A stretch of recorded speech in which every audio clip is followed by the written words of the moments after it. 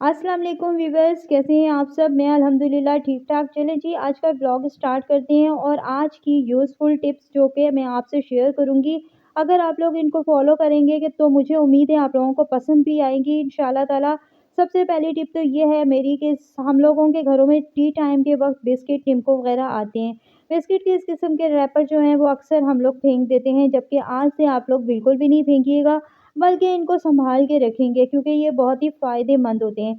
और चलो जी, सबसे पहली जो टिप है वो शेयर करते हैं। ये रैपर मैंने कुछ इस तरीके से काटना है और जो बचे हुए बिस्किट होते हैं जो टी टाइम में हमारे बच जाते हैं या बच्चे बचा देते हैं, तो इस तरह के जार भी सभी के घर में होते हैं जो कि एयर टाइट नहीं होते और सम टाइम एयर टाइट भी होते हैं। तो जिनके घरों में नहीं होते उनके लिए ये टिप बहुत ही यूज़फुल है। आप लोग ज़रूर इसे फ़ॉलो कीजिएगा। आपने क्या करना है कि ये जार बिल्कुल खुश्क होना चाहिए, ड्राई होना चाहिए। इसके अंदर बचे हुए बिस्किट या बची हुई निम्को आप रख सकते हैं, जैसे कि मैं रख रही हूँ। अब आपने सिंपली करना क्या है, ये रैपर उठाना है। इस रैपर को कुछ इस रुख से आपने जो है ना इसके ऊपर रखना है और इसके बाद फिर आपने क्या करना है कि जो कैप है इसको अच्छे से एयर टाइट करना है।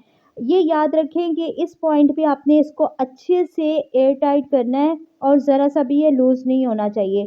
खूबसूरत ये बोतल खूबसूरत दिखे रखी हुई, तो बस करना क्या है, कैंची की मदद से इक्वल आपने इसको काट लेना है राउंड शेप में। जितने भी एक्स्ट्रा जो हमारा रैपर है वो हमने कट कर लेना है। इससे क्या होगा कि बोतल जहाँ भी आपकी पड़ी हुई होगी बहुत ही प्यारी लगेगी। और इस रैपर को इस तरह टाइट करके जब आप बोतल में रखेंगे तो आपके जो बिस्किट हैं वो हफ्तों हफ्तों भर जो है ना सिलेंगे नहीं। तो ये देखिए मैंने इस तरीके से इस बोतल में बिस्किट रख दिए हैं सेफ होने के लिए। नेक्स्ट टिप की तरफ चलते हैं। मेरी नेक्स्ट टिप ये है कि जैसे कि आपको पता है रमज़ान आ रहा है, टाइम की बचत करनी है हमने और हमने जो है ना अपने हाथों की अपनी उँगलियों को भी बचाना है, तो उसकी टिप है ये। करते क्या है, 3 मैंने दाने जो है ना लहसुन के वो मैंने छील लिए हैं और हमने ग्रेटर ले लिया है। ग्रेटर की मदद से जब हम लहसुन को छीलते हैं तो होता क्या है कि सबसे पहले तो ग्रेट तो हो जाता है ये लहसुन, लेकिन जो एंड वाला पार्ट होता है ना उसको जब ग्रेट करने लगते हैं तो फिर हमारी जो उँगलियाँ हैं, अंगूठा है, ये सम टाइम ज़ख्मी हो जाता है, ठीक है?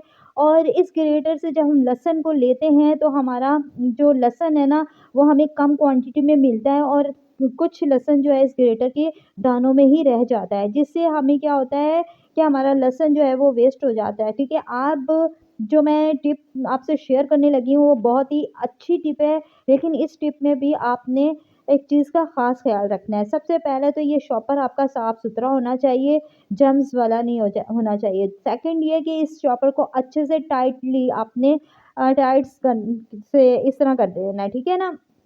अब ये लूज़ नहीं होना चाहिए ताकि आप ग्रेट करें तो आपको किसी किस्म की दुश्वारी ना हो। अब इस शॉपर पे जब आप ग्रेट कर रहे होते हैं ना तो लास्ट पॉइंट में जो आपका लहसुन रह जाता है ना उसको भी आपने एहतियात से करना होता है, क्योंकि तब भी आपकी उँगलियाँ और आपका जो अंगूठा है वो ज़ख्मी हो सकता है और ये 100% हो सकता है ज़ख्मी, इस बात का ख़ास ख़्याल रखिएगा।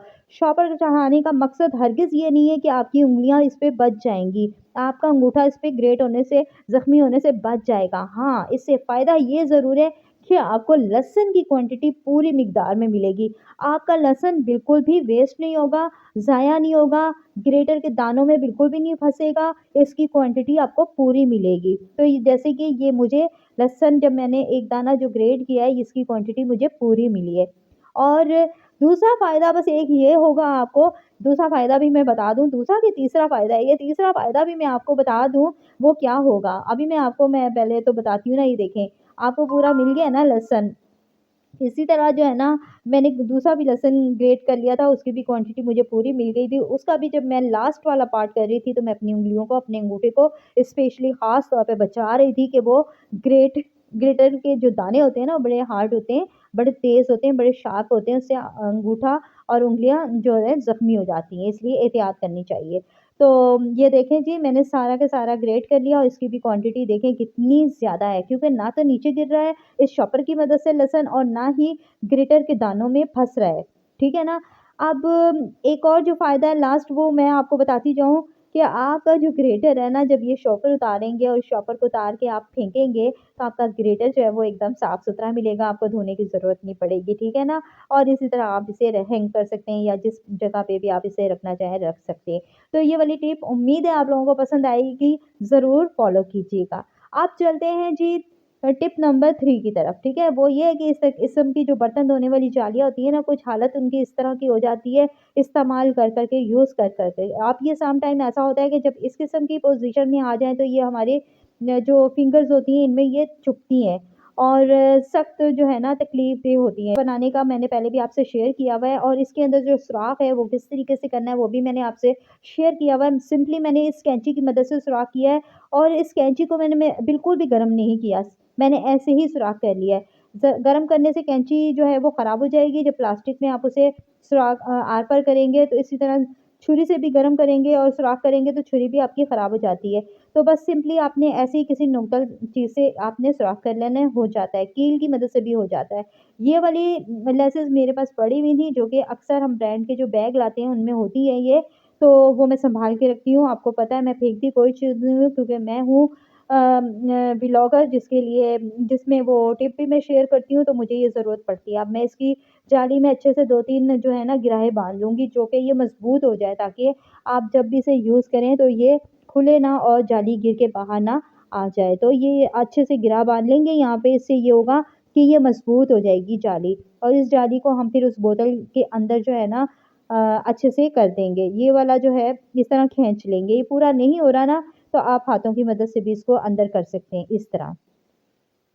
और ऊपर से आपने बहुत अच्छे से टाइटली आपने डोरी को खींचना है, इस तरह, ठीक है? और इस तरीके से करना है और फिर आपने कैप इस पे लगाना है, ठीक है?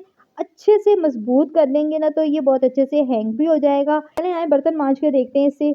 इसके ऊपर मैंने डाला है थोड़ा-सा डिश वॉश, ठीक है? लिक्विड, थोड़ा-सा एक कतरा डालेंगे ना, बड़े काम दिखाता है ये, बहुत ज़्यादा नहीं लेना होता और हल्का-सा गीला कर लेते हैं इस बर्तन को भी और इसको अच्छे से वॉश करते हैं। देखिए कितना आसान है वॉश करना। अब ये जाली जो है ना, ये आपके फिंगर्स में, आपके नेल्स में नहीं घुसेगी, आपको तकलीफ़ नहीं देगी, आपके हाथ ज़ख्मी नहीं होंगे, चुभेगी नहीं। तो ये बहुत ही आसान-सा एक टिप थी जो कि मैंने आपसे शेयर की, इससे पहले भी कर चुकी हूँ और आज तो बहुत ही ज़बरदस्त टिप है ये, इसको हैंग कर लेंगे। किस तरीके से हैंग करेंगे वो भी मैं अभी आपको दिखाती हूँ। बर्तन तो बहुत अच्छे से मंज गया, जो कि मैंने वीडियो को शॉर्ट कर दिया था, कट कर दिया था क्योंकि बहुत ज़्यादा वीडियो लेंथी हो जाती है इस तरह। तो ये देखें, इसे वॉश करके रखें ताकि स्मेल भी ना आए और ये देखें किस तरह अच्छा हैंग हो गया ना, आप कहीं भी हैंग कर सकते हैं इसे। मैंने यहाँ पे हैंग कर दिया क्योंकि इससे सिंक में सारा पानी जाएगा, आपकी स्लैब भी गीली नहीं होगी। वीडियो अच्छी लगे तो लाइक, कमेंट्स, शेयर कीजिएगा। अगर आप मेरे चैनल पर नए हैं, तो मेरे चैनल को सब्सक्राइब किए बगैर बिल्कुल मत जाइएगा। अल्लाह हाफ़िज़।